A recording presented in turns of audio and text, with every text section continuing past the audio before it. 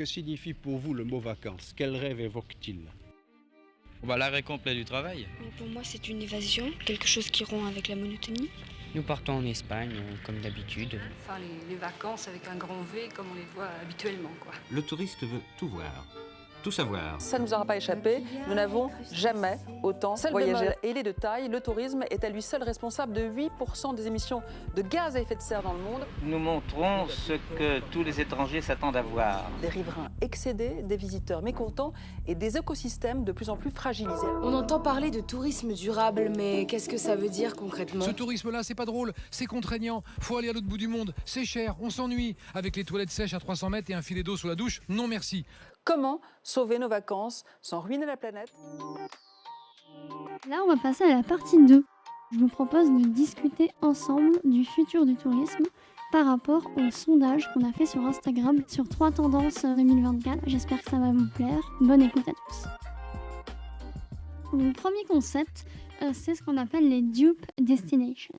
L'idée, c'est d'aller dans une destination moins connue pour remplacer une destination très connue. Par exemple, les recherches des vols pour Taipei, qui est une destination soi-disant de substitution pour Séoul, ont grimpé de 2,786% par rapport à l'année donc 2022. Même chose pour l'île grecque de Paros, comme alternative à Santorin, avec des recherches supérieures à 193%. Voilà. Après, en France, il y en a aussi les gorges du Tarn, par exemple, au lieu des gorges de l'Ardèche. Voilà, moi je voulais savoir un petit peu globalement ce que vous en pensez, sachant qu'on va dédier un épisode complet à cette thématique avec Julia Luzac-Rougeau et Cyril Blanchet qui ont pas mal étudié la question. Personnellement, je trouve ça assez triste qu'on aille dans une destination parce qu'elle ressemble à une autre. C'est chouette si une destination est belle, et elle est belle pas parce qu'elle ressemble à une autre qui est plus connue. Je pense qu'il y a plein de choses différentes à voir, à faire. Quand on voit beaucoup de promotions, je pense aussi à un département en France qui avait fait beaucoup de promotions comme ça. Non, vous n'êtes pas en Croatie, vous êtes bien dans telle région de France. Et je trouve ça dommage en fait. Le Jura est super beau, mettez-le en avant comme étant le Jura. C'est super si du coup les gens vont ailleurs et qu'il y a moins de surtourisme dans une zone, mais je pense pas que les dupes destinations enlèvent du surtourisme dans certaines destinations. Donc moi je trouve ça un petit peu dommage.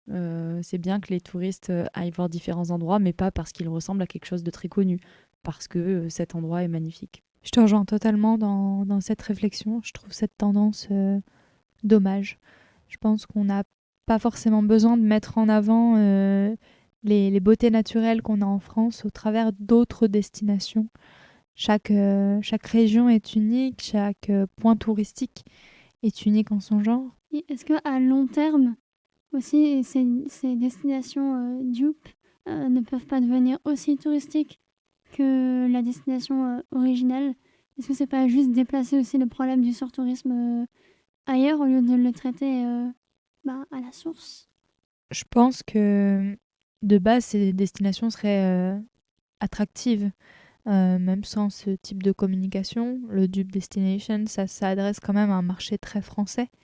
Tu sais, c'est vraiment c'est partout. Hein. Ah ouais? Ouais. Là, d'ailleurs, j'ai demandé aux abonnés, je vous dirai après en détail, mais j'ai pas mal d'exemples qui ont été faits et c'est vraiment... Moi, j'avais l'impression que la communication était faite pour des Français, pour les week-ends, venir découvrir tel endroit pour 3-4 jours, plutôt que d'aller 1 ou 2 semaines au Canada. Ouais, il y a ça, mais il y a aussi ceux qui se disent, par exemple, je vais aller à Lombok au lieu d'aller à Bali. Des trucs comme ça. Je viens de voir une promotion sur Instagram pour le Vietnam.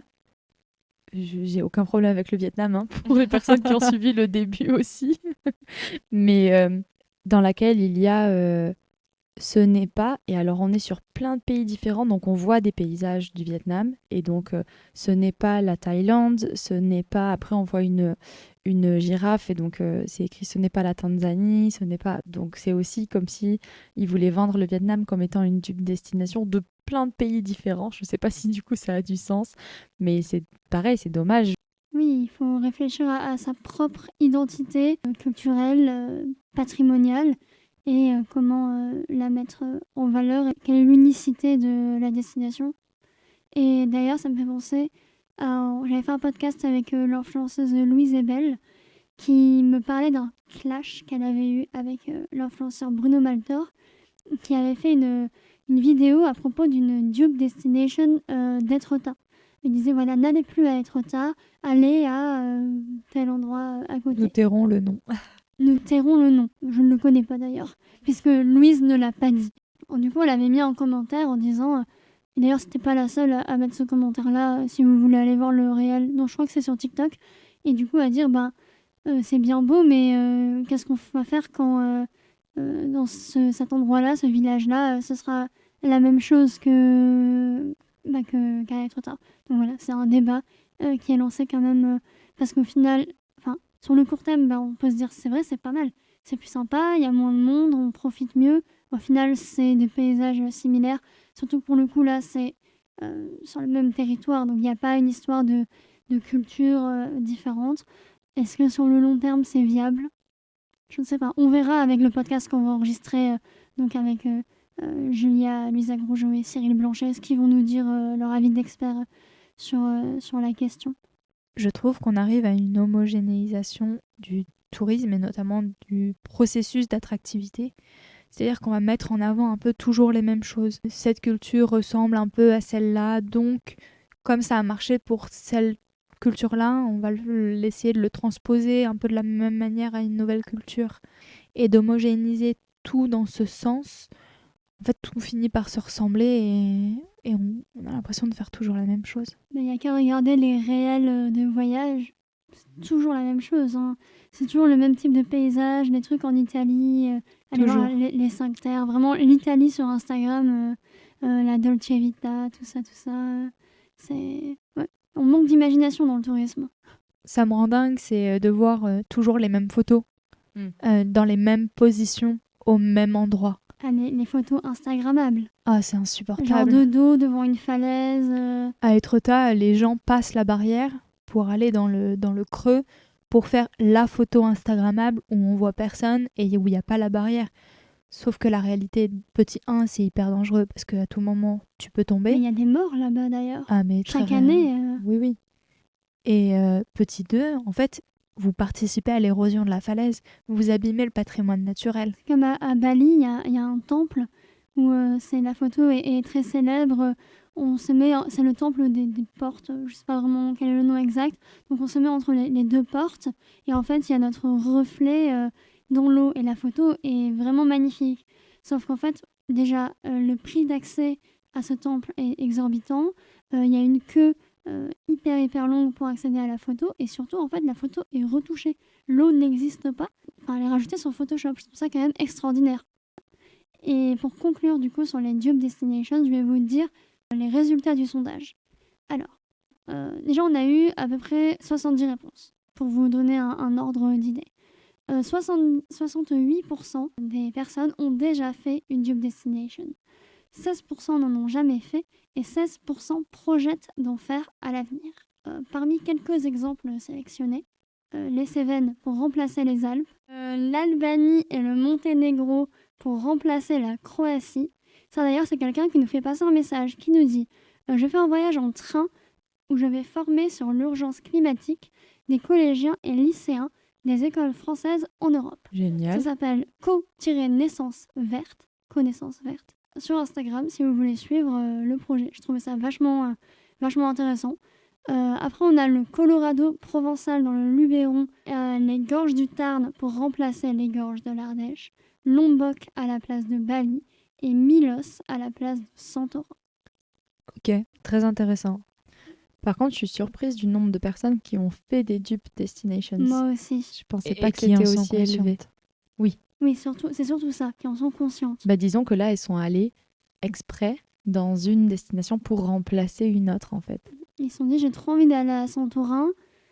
C'est un peu touristique. Viens, on va à Milos, c'est moins touristique. Je pense que c'est ça la différence. C'est vrai. C'est l'envie d'aller voir une destination et puis finalement, on prend la dupe destination.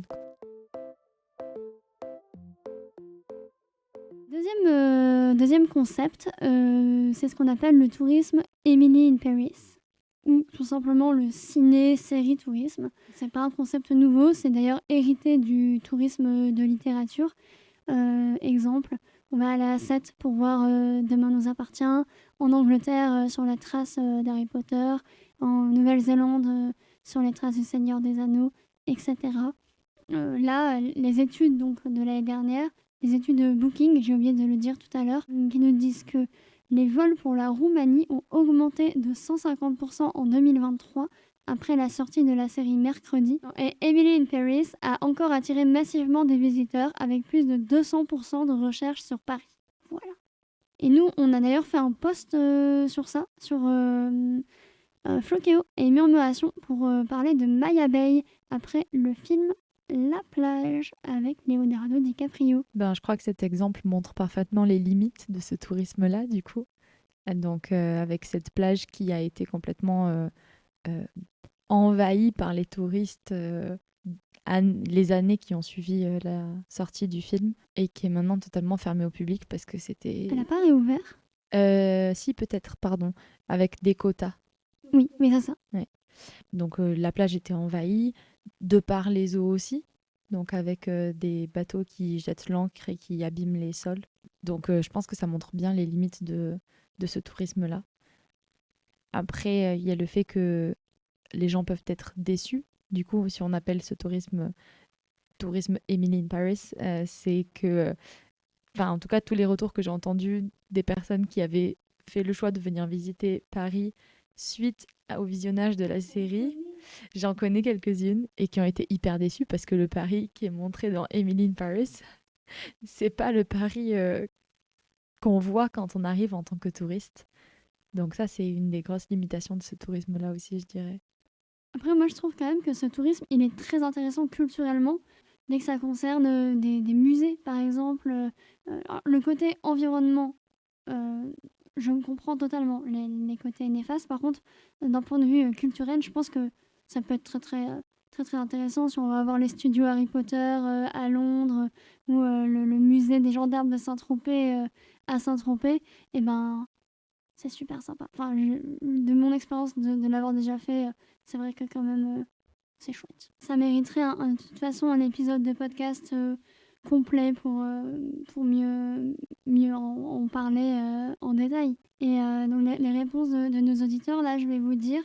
Alors c'est un peu moins d'engouement que la première tendance. 33% des personnes ont déjà fait du ciné-tourisme. On faisait tout à l'heure la nuance en off en se disant est-ce que le ciné-tourisme c'est juste voilà, je vais voir le musée ou la plage d'un film parce que je suis à côté, ou est-ce que je vais dans la destination exprès par rapport au film. Donc nous on pensait que le ciné-tourisme dans notre définition c'est choisir une destination par rapport à un film et pas se dire ok je suis en Nouvelle-Zélande donc allez je vais visiter les lieux de tournage du Seigneur des Anneaux.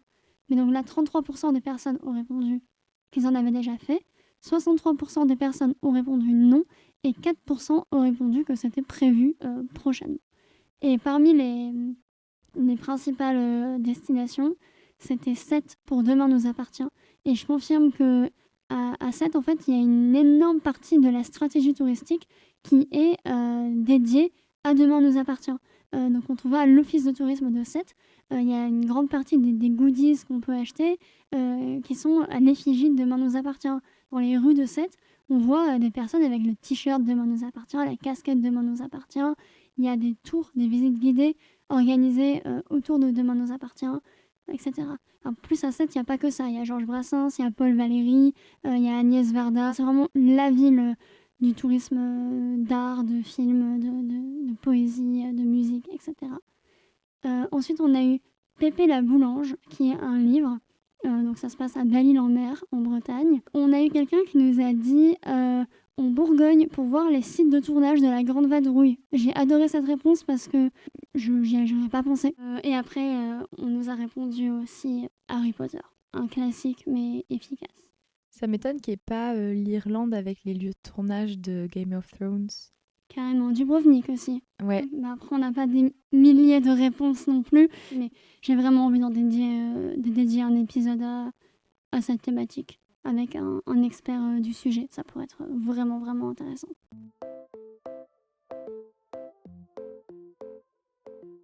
prochain concept, prochaine tendance et dernière, on est sur le tourisme musical.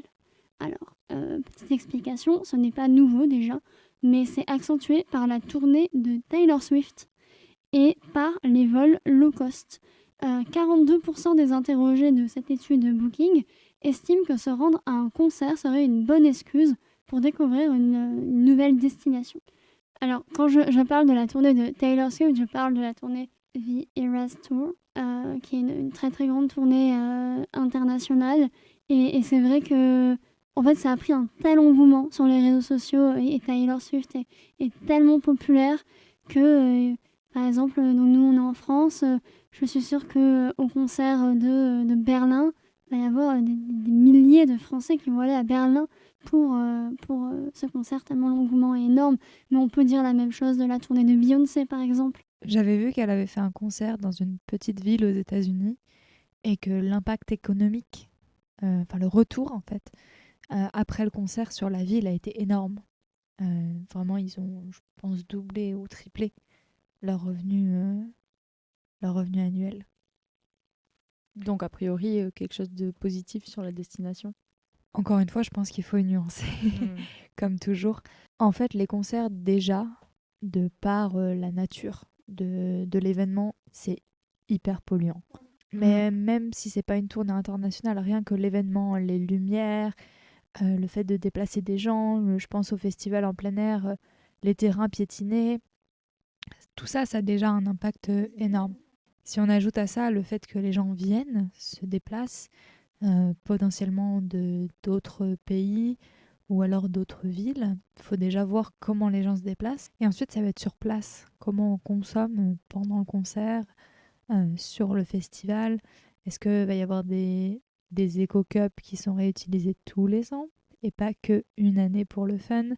Parce qu'on va pas se mentir, les éco-cups, pour chaque édition, on a perdu en fait le principe de l'éco-cup.